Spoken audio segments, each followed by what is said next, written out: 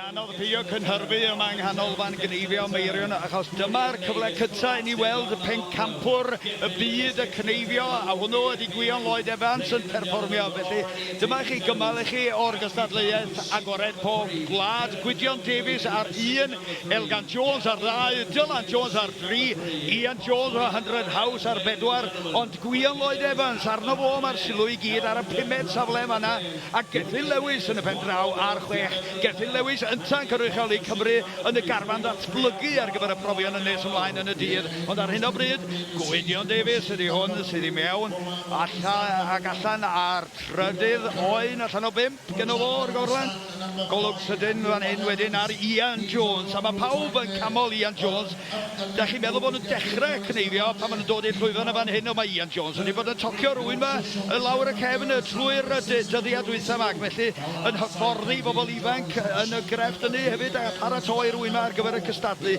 Felly mae o wedi cynnesu yn barod i'r das sydd gen fo heddiw. Dylan Jones wedyn yn rhagori yn ei dasg hefyd, ond sbiwch ar y dyn yma. Gwion Lloyd Evans, mi gathon ni'r braint o fynd i fyny i'r Alban i bencabwriaethau'r gwelleiddia air yma no, pencabwriaethau sy'n cael ei cynnal, ond dair gwaith y pencabwriaethau byd, a pwy ddath i'r brig o holl gneifwyr y byd yno yn yr Highland Show yng Nghaeredin, ond Gwion Lloyd Evans o gyffiniad Llans Hanan.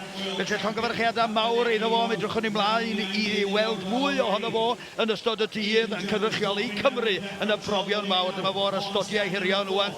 Ac o'n i'n siarad y bore cynta amdano fo ac o'n i'n dweud y lodd o fo ac mi oedd o'n edrych o ddyn ar ei wyliau. Gwen fawr ar ei wyno fo wrth i fodd yma yn y sioe fawr. Dim yn teimlo'r pwysau o gwbl rhywsyd. Mae'n edrych yn hamddenol ac yn hawddgar iawn. Dyma fo rwan yn mynd dros yr ochr gymleth na o'r ail ochr o'r oen. Dim problem o gwbl iddo fo. Na chwaith Elgan Jones o fan hyn. Gyna fo 1, 2, 3 ar y 5 safle i Gwion Lloyd Evans a mi fydd o wedi gwblhau honna. Oes gyda fo un arall yn y gorlan. Oes, ond mae Ian Jones wedi ochr o allan ar 5 oen yn barod ac yn mynd dros y tansail a 1 dros yr asgwr cefn wedyn. 6 yma'n hyn, Gethin Lewis. Mae Gethin Lewis hefyd wedi bod yn cneifio cyflym.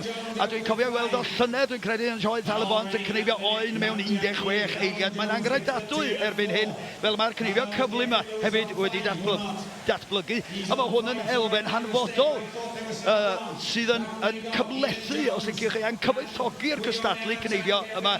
Dyma fo unwaith eto, sbiwch ar y dechneg yna, sbiwch ar y rheoledd sydd gan Gwion Lloyd Evans ac o wir y fan hyn Ian Jones yr un modd ac yn cneifio daclus iawn, llond y grib na ac yn tenio rhyw chydig wrth ddod i'r gwddw.